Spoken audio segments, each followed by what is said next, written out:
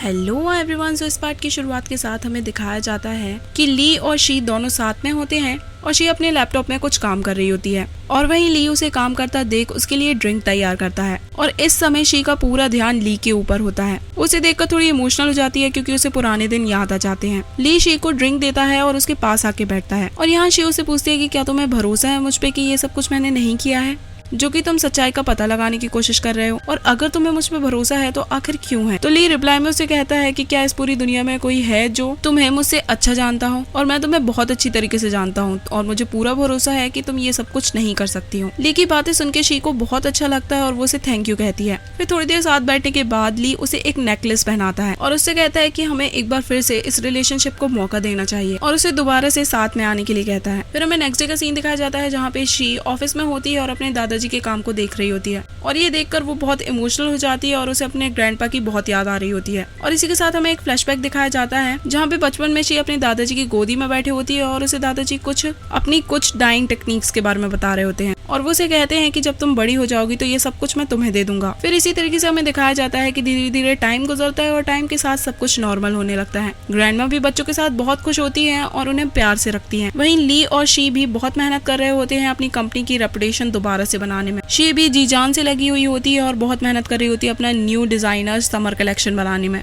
वो यहाँ पे एक बहुत ही प्यारी वेडिंग ड्रेस तैयार करती है और फिर वो ली को अपने साथ लाती है ये ड्रेस दिखाने के लिए। ली को भी ये ड्रेस पसंद आती है और वो उसे कहता है कि शायद ये तुम्हारे पहनने से और भी अच्छी लगेगी। जिसके बाद शी उस ड्रेस को पहन के बाहर आती है और ली को अपने साथ डांस करने के लिए कहती है, जिसके बाद वो साथ में डांस करते हैं। पर बदकिस्मती से ये सब कुछ सिर्फ ली के दिमाग में चल रहा होता है और शी उसके सामने खड़े होकर कहती है कि आखिर तुम क्या सोच रहे हो, मैं कैसी लग रही हूँ। तो ली उसे कहता है कि तुम बहुत प्यारी लग रही हो और उसे सिर्फ देखता ही रह जाता है, जिसपे शी मुस्कुराती है और कुछ भी नहीं कहती। फिर नेक्स्ट डे हमें जियांग को दिखाया जाता है जो कि अपना फोटो शूट करा रही होती है और इसे खत्म करके वो वहाँ से निकल रही होती है कि तभी वो ली और शी को साथ में देखती है और उनकी बातें सुनती है, जहाँ शी ली को बता रही होती है कि वो इस बार वापस इसलिए आई है क्योंकि वो अपने ग्रैंडपा के हथियारों को पकड़वाना चाहती है और उनकी डेथ की असली वजह क्या थी ये पता करना चाहती है। जिसपे ली उसे कहता है कि तुम चिंता मत करो, सब कुछ ठीक हो जाएगा और जल्द ही हम कातिल तक पहुँच जाएंगे। फिर हमें दिखाया जाता है कि जियांग ली मैंशन जाती है जहाँ पे ली सबके सामने जियांग और उस ट्रेडर के बीच की रिकॉर्डिंग सुनाता है और ये प्रूव करता है कि ये सब कुछ उसी ने किया था और कंपनी की रेपुटेशन इसी की वजह से खराब हुई है। मम्मी ये रिकॉर्डिंग सुन के समझ जाती हैं कि ये सब कुछ अब तक जियांग कर रही थी और शी की इसमें कोई भी गलती नहीं है और वो डिसअपॉइंटेड होके वहाँ से चली जाती हैं।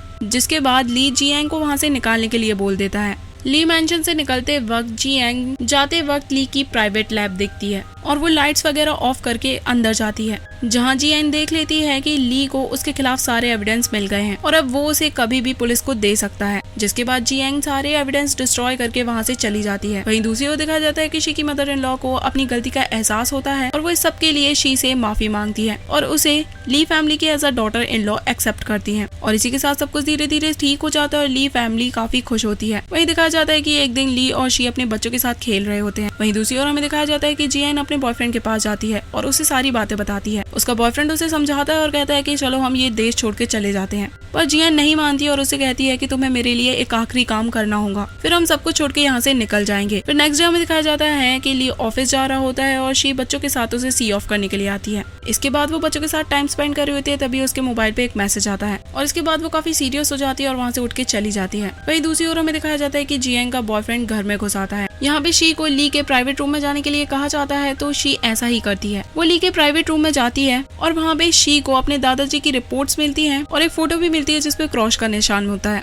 और उसे देखकर वो काफी शॉक्ड होती है और वो पिछले सारे इंसिडेंट रिकॉल करती है और ऐसा करने से उसे लगता है कि ये सब कुछ ली ने किया है सिर्फ दादाजी की प्रॉपर्टी और उनकी डाइन टेक्निक्स को पाने के लिए। और ये सबसे शी काफी परेशान होती है और उदास भी होती है। जिसके बाद वो अपने रूम में बैठी होती है और तभी उसके पास ली का कॉल आता है, पर वो उसके कॉल को आंसर नहीं करती है। इसके बाद हमें नेक्स्ट डे मीटिंग का सीन दिखाया जाता है जहाँ पे शी काफी खोई खोई सी होती है। उसकी इस अजीब बिहेवियर को उसका हस्बैंड भी नोटिस करता है और मीटिंग ओवर होने के बाद वो उसके साथ अकेले में मिलता है और उसके करीब आके पूछता है कि क्या सब कुछ ठीक है। तो इस पे शी कुछ भी नहीं कह रही होती है और मन ही मन सोच रही होती है कि क्या मेरे ग्रैंडपा की मौत के पीछे यही है। जिसपे ली उसे कहता है कि तुम्हें कुछ दिन रेस्ट कर लेना चाहिए, मैं तब तक कंपनी का ध्यान रख लूंगा। वहीं उधर हमें जियांग को दिखाया जाता है जहाँ पे उसका बॉयफ्रेंड उसे मिलके बताता है कि पिछले 6 साल से ली शी के साथ दे रहा है मिस्टर टी बन के। उसने कभी भी उसको अकेला नहीं छोड़ा और ये सब सुन के जियन को बिल्कुल भी बर्दाश्त नहीं होता है। वही दूसरी ओर में ली और बच्चों को दिखाया जाता है और यहाँ बच्चे डैड को और मॉम को प्रपोज करने के लिए कहते हैं, पर ली को समझ में नहीं आ रहा होता है कि आखिर वो ये सब कुछ कैसे करे। तो ली और बच्चे साथ में मिलकर प्रपोज करने की प्लानिंग कर रहे होते हैं, जिसके बाद बच्चे अपने मॉम डैड के लिए पूरा सेटअप तैयार करते हैं और ली यहाँ पे काफी ज्यादा नर्वस होता है। तभी बच्चे शी को गार्डन में लेके आते हैं और जैसे यहाँ पे वो पहुंचती है तो ली को देख के काफी शॉक्ड होती है। तभी ली यहाँ पे शी को दोबारा से साथ आने के लिए कहता है और उसका प्रपोजल सुनते ही बच्चे क्लैपिंग करने लगते हैं। ये देखकर शी कुछ भी जवाब नहीं देती और वो रिंग लेकर अपने बच्चों को लेकर वहाँ से चली जाती है और यहाँ पे ली को उसका एटीट्यूड समझ में नहीं आ रहा होता है। फिर हमें नेक्स्ट डे का सीन दिखा जाता है जहाँ पे शी ली से मिलकर उसे रिंग वापस करती है, जिसपे ली उससे कहता है कि आखिर तुम चाहती क्या हो और ये सब कुछ क्यों कर रही हूँ। मैं अपनी गलती मानता हूँ पर मैं उसे सुधारना चाहता हूँ और मैं अब भी 6 साल बाद भी तुम्हें उसी तरीके से प्यार करता हूँ जैसे पहले करता था। जिसपे शी को गुस्सा आ जाता है और वो उससे कहती है कि रियली, तो आखिर ये प्यार तुम्हारा तब कहाँ था जब मुझे घर से निकाल दिया गया था 6 साल पहले? क्या तुमने कुछ भी किसी से बोला था या मुझे ढूंढने के लिए भी आए थे? और यहाँ हमें फ्लैशबैक में दिखाया जाता है कि शी को उसकी मदर इन लॉ थप्पड़ मारती हैं और उसे घर से निकल जाने के लिए कहती हैं, जिसपे शी ली की हेल्प मांगती है और उसे कहती है कि क्या तुम्हें मुझ पे ट्रस्ट है कि नहीं। पर ली यहाँ पे चुपचाप खड़ा होता है और कुछ भी नहीं कहता। और बैक टू प्रेजेंट में दिखाया जाता है कि शी काफी गुस्से में होती है और उसे कहती है कि अब बताओ तुम क्या चाहते हो, क्या तुम्हें रियली में लगता है कि तुम मेरे साथ वापस रिलेशनशिप में आ सकते हो। यहाँ पे ली उसे कुछ बताने वाला होता है पर शी गुस्से में उसकी रिंग पकड़ा के वहाँ से चली जाती है। जिसके बाद ली याद कर रहा होता है कि कैसे वो उस पूरी रात शी को ढूंढने के लिए पागलों की तरह रोड पे घूम रहा होता है, पर वो बदकिस्मती से शी को कहीं भी नहीं ढूंढ पाता है। नेक्स्ट सीन में दिखाया जाता है कि ली एक क्लब में होता है और वहाँ पे ड्रिंक कर रहा होता है और तभी जियांग आके उसे अप्रोच करती है। ली काफी नशे में होता है तो उसे जियांग भी शी दिख रही होती है, जिसका फायदा उठा के जियांग उसे अपने साथ अपने घर ले जाती है। फिर घर पहुंचकर वो रिकॉर्डिंग वगैरह ऑन करती है और ली के पास आके बैठ जाती है, जहाँ पे ली काफी नशे की हालत में भी सिर्फ शी का नाम ही ले रहा होता है और उसका नाम सुनकर जियांग कहती है कि मैं कभी भी तुम्हें शी का नहीं होने दूंगी। और इसके बाद वो ली के करीब जाती है और वो उसे किस करने ही वाली होती है कि ली होश में आ जाता है और उसे खुद से दूर कर देता है। जिसके बाद वो वहाँ से जाने लगता है तो जियांग उसे रोकने लगती है, ये कहकर कि वो उससे बहुत प्यार करती है। जिसपे ली उसका हाथ झटकारता है और उससे कहता है कि मैंने तुम्हें कभी भी प्यार नहीं किया और ना कभी कर सकता हूँ, क्या मुझे नहीं पता कि तुमने क्या किया है। और ये कहकर वो वहाँ से चला जाता है। जिसके बाद हमें दिखाया जाता है कि ली अकेला बैठकर और ड्रिंक कर रहा होता है और शी को कॉल करता है और उससे बात करके शी उसकी कंडीशन समझ जाती है। जिसके बाद वो घर से उसको ढूंढने के लिए निकलती है। फिर आगे दिखाया जाता है कि शी उसके पास पहुंचती है और उसे घर चलने के लिए कहती है, पर ली उससे लगातार एक ही क्वेश्चन पूछ रहा होता है कि आखिर मैंने क्या गलत किया है। जिसपे शी कहती है कि सब कुछ भूल जाओ और घर वापस चलो। जिसपे शी उसे कहती है कि ठीक है, अगर तुम्हें यहीं रहना है तो रहो, पर मैं यहाँ से जा रही हूँ। और उसे ज्यादा देख कर ली उसे जाकर रोकता है, पर शी नहीं रुकती और उसे धक्का देती है। तो भी ली उसे रोकने की कोशिश कर रहा होता है, जिस पर शी उस पे चिल्ला पड़ती है और उसे कहती है कि क्या तुम्हारा हो गया और क्या तुम्हें सचमुच में लगता है कि मैं तुम्हारे पास वापस आ जाऊंगी? 6 साल बीत चुके हैं और तुम अभी भी इतनी ज्यादा सेल्फिश हो और सिर्फ अपने बारे में सोचते हो। मैं तुम्हारे पास अब नहीं आ सकती। ये सब कह के वो वहाँ से जाने लगती है। तो ली उसे कहता है कि मैं जानता था कि तुम अब्रॉड में कहाँ रहती हो, तुम्हारा एड्रेस, फोन नंबर, सब कुछ, और तुम्हारा मूड ऑफ रहता था तो तुम क्या करती थी, और साथ ही तुमने कब हमारे बच्चों को जन्म दिया ये सब भी मुझे पता था। तुम्हारी हर एक डिटेल 6 साल पहले से ही मेरे पास थी। 6 साल से मैंने हमेशा तुम्हें सीक्रेटली प्रोटेक्ट किया है। मैं तुम्हारे पास भी आना चाहता था पर ग्रैंडपा के केस के कारण मैं नहीं आ सकता था। शी को भी याद आता है कि उसने बच्चों की फोटो ली के ड्रॉर में देखी थी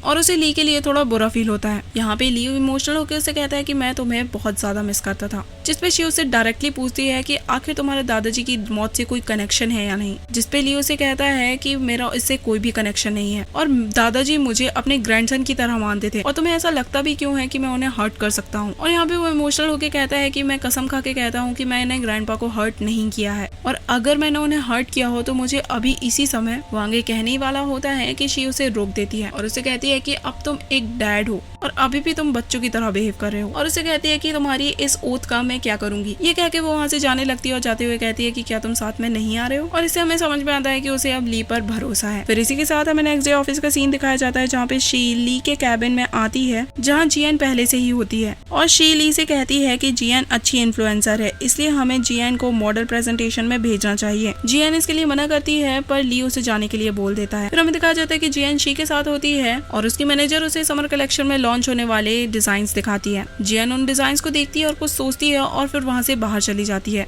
जिसके बाद जियन मिस्टर वांग को कॉल करती है और उन्हें घर बुलाती है और उनको शी के बनाए हुए सारे डिजाइन्स कॉपी करके दे देती है। और फिर दूसरे दिन दिखाया जाता है कि कंपनी में सभी को पता चलता है कि डिजाइन्स ऑलरेडी लीक हो गए हैं और इस चीज से कंपनी को बहुत बड़ा घाटा होता है क्योंकि ये प्रोजेक्ट शी का ही था, इसलिए उसको ही इस हैवी लॉस के लिए ब्लेम किया जाता है और उसे कंपनी से निकालने के लिए कहा जाता है। ये देखकर ली को बहुत गुस्सा आता है। वहीं दूसरी ओर में जियान को दिखाया जाता है जो कि शी से जाके मिलती है और उसे कहती है कि तुम्हें जरा भी शर्म नहीं है, तुमने इतना बड़ा कंपनी को लॉस करवाया है और अभी भी कंपनी का हिस्सा बनी बैठी हो। और उसे कहती है कि क्या तुम्हें नहीं लगता कि तुम्हें टर्मिनेशन लेटर दे देना चाहिए, जिस पर शी उससे कहती है कि क्या तुम्हारे पास इसका कोई प्रूफ है कि ये सब कुछ मैंने किया है, जिस पर जियान उसके पास आती है और उसे थप्पड़ मारने वाली होती है, पर तभी वहाँ पे ली बीच में आ जाता है और उसे रोक लेता है और शी को अपने साथ लेकर वहाँ से चला जाता है, जहाँ पे शी उसे कहती है कि मैं बोर्ड मेंबर्स को सब कुछ एक्सप्लेन कर दूंगी और जरूरत हुई तो रिजाइन भी कर दूंगी, जिस पे ली उसे समझाता है कि सभी यही चाहते हैं और शी से कहता है कि तुम चिंता मत करो, मैं सब कुछ संभाल लूंगा। फिर हमें बोर्ड मीटिंग का सीन दिखाया जाता है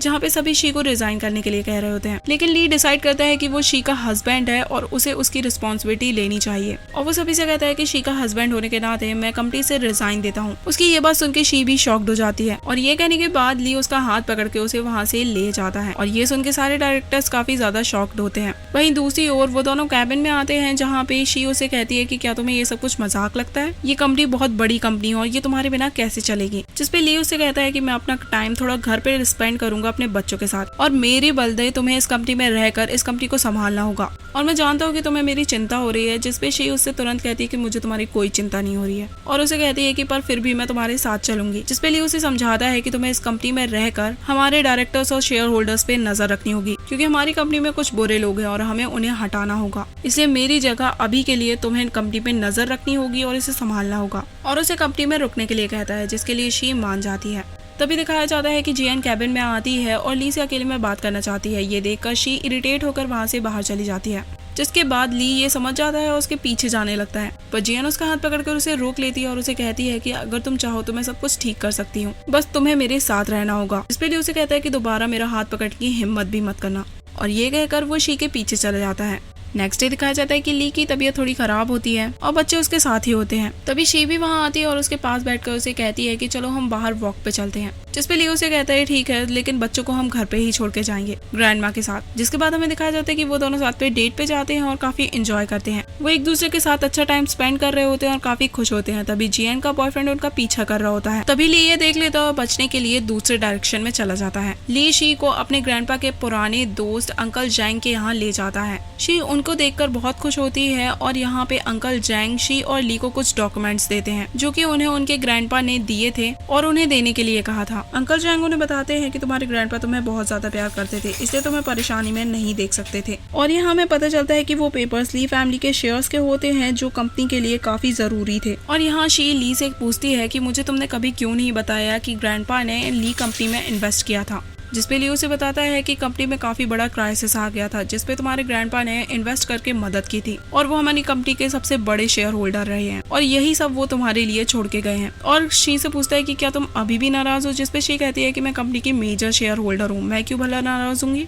फिर नेक्स्ट डे हमें मीटिंग का सीन दिखाया जाता है जहाँ पे मिस्टर चैंग मीटिंग रूम में डिसाइड करते हैं कि जियांग कंपनी की न्यू चेयरमैन बनेगी। तभी ली वहाँ वापस आ जाता है और जियांग कहती है कि अब तुम यहाँ के चेयरमैन नहीं हो, तुम यहाँ नहीं आ सकते हो। जिसपे ली कहता है कि कंपनी का चेयरमैन नहीं हुआ तो क्या हुआ, पर मैं कंपनी का लार्जेस्ट शेयर होल्डर हूँ, इसलिए मैं इस कंपनी में आ सकता हूँ। और वो मिस्टर ली को ये चीजें दिखाता है और ये सब कुछ सुन के सभी शॉक्ड हो जाते हैं। जिसपे जियांग अपने असिस्टेंट से पूछती है कि आखिर ऐसा कैसे हो सकता है, ऐसे शेयर्स कहाँ से मिले। जिसपे जियांग ली से माफी मांगने लगती है और शी उसे कहती है कि अब मैं एज अ शेयर होल्डर और मैं चाहती हूँ कि अब इस कंपनी में कोई भी धोखेबाज यहाँ पे ना रहे। और साथ ही सभी को बताती है कि समर कलेक्शन लीक करने में भी जियांग का ही हाथ था। जिसपे जियांग चिल्ला के कहने लगती है कि ये झूठ बोल रही है। जिसपे ली उसे कहता है कि ठीक है, पुलिस के आने का वेट करो, सब कुछ पता चल जाएगा। जिसके बाद जियांग वहाँ से उठकर चली जाती है और मिस्टर चैंग अनाउंस करते हैं कि ली को ही चेयरमैन बनाया जाता है कंपनी का और इस अनाउंसमेंट से सभी काफी खुश होते हैं। मीटिंग ओवर होने के बाद शी ली से कहती है कि हो ना हो ग्रैंडपा की डेथ के पीछे भी जियांग का जरूर कोई हाथ होगा। जिसपे ली उसे कहता है कि तुम चिंता मत करो, मैं सब पता लगा लूंगा। फिर नेक्स्ट डे दिखाया जाता है कि पुलिस ऑफिसर इन्वेस्टिगेशन रिपोर्ट ली को लेकर देता है और बताता है कि ग्रैंडपा की डेथ हैवी मेटल की वजह से हुई है। ये क्लियर है, पर अब मुझे लगता है कि अब आपको इस केस में और इन्वॉल्व नहीं होना चाहिए। ये ली ग्रुप के लिए अब सही नहीं होगा। ली हर हाल में वो एलिमेंट ढूंढना चाहता है और वहीं दूसरी ओर हमें जियांग को दिखाया जाता है जो कि वो एलिमेंट दोबारा से मंगाती है और वो ये सब कुछ अपने बॉयफ्रेंड के थ्रू करवा रही होती है। पर इस बार ली वहाँ पहुँच जाता है और वो जियांग के बॉयफ्रेंड का पीछा कर रहा होता है, पर वो वहाँ से बच के निकल जाता है, जबकि उस मेटल को सेल करने वाला आदमी पकड़ा जाता है, जिसके बाद वो उस आदमी को पुलिस को सौंप देता है और वो उसे बताता है कि वो उसे एलिमेंट को लाने के लिए जियांग ने ही कहा था और उसी ने इसकी पेमेंट की है। ये सब सुनकर शी भी काफी ज्यादा रिलीफ में आती है और पुलिस के जाने के बाद वो ली से कहती है कि आखिर तुम उन्हें पकड़ने के लिए अकेले कैसे जा सकते हो, और ली से पूछती है कि क्या तुम मुझसे अब भी कुछ छुपा रहे हो, जिसपे ली उसे कुछ बताने वाला होता है पर चुप हो जाता है।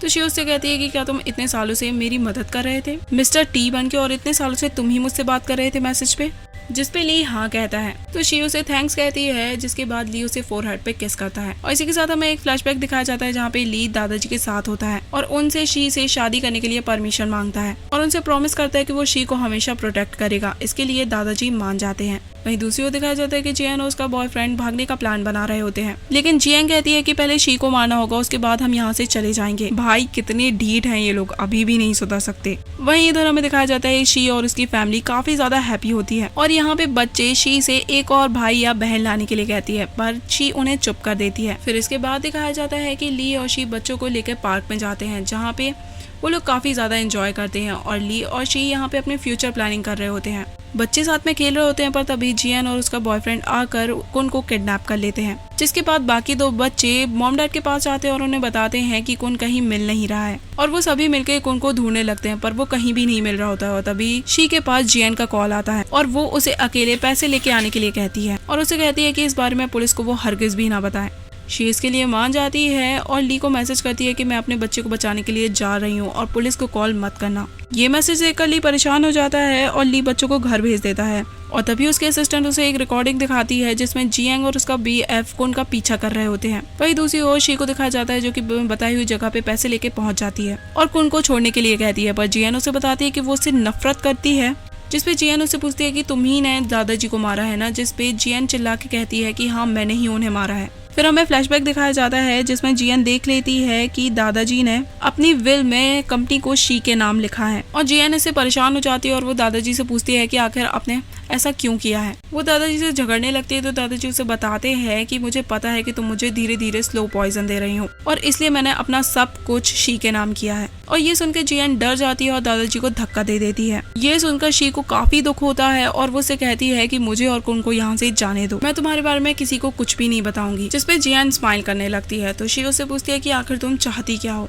तो जियान उसे उस स्पॉट से कूदने के लिए कहती है और ये सुन के शी काफी डर जाती है और देखती है कि कहीं वो उसके बच्चे को हार्म ना पहुंचा दे और इसलिए वहां से कूदने के लिए मान जाती है। और इस दौरान उसे ली के साथ बिताए हुए लम्हे याद आ रहे होते हैं और शी वहां से कूदने ही वाली होती है कि तभी वहां पे ली आ जाता है उसकी वॉच की लोकेशन पता करके और वो पागलों की तरह सबको मारने लगता है और फिर एन मौके पे पुलिस वहाँ पे आके सबको बचा लेती है और इसी के साथ ली और शी की लाइफ में सब कुछ ठीक हो जाता है। और ली शी से यहाँ पे कहता है कि तुम्हें नहीं लगता कि मुझे तुम्हें बचाने का इनाम मिलना चाहिए, जिसपे शी उससे पूछती है कि तुम क्या चाहते हो, तो ली उससे कहते हैं कि तुम मुझे किस क्यों नहीं करती हो, जिसपे शी उससे कहती है कि तुम्हारे सपनों में, और ये कहकर वो वहाँ से चली जाती है, जिससे ली उसके आंसर से इरिटेट होता है और उसे आके हक कर लेता है और इसी के साथ वो दोबारा से शादी कर लेते हैं और एक हैप्पी फैमिली बन जाते हैं और एट द एंड वो अपनी एक फैमिली फोटो खिंचवाते हैं और साथ में ये लोग बहुत खुश होते हैं और इसी के साथ ये सीरीज यहीं पे एंड होती है।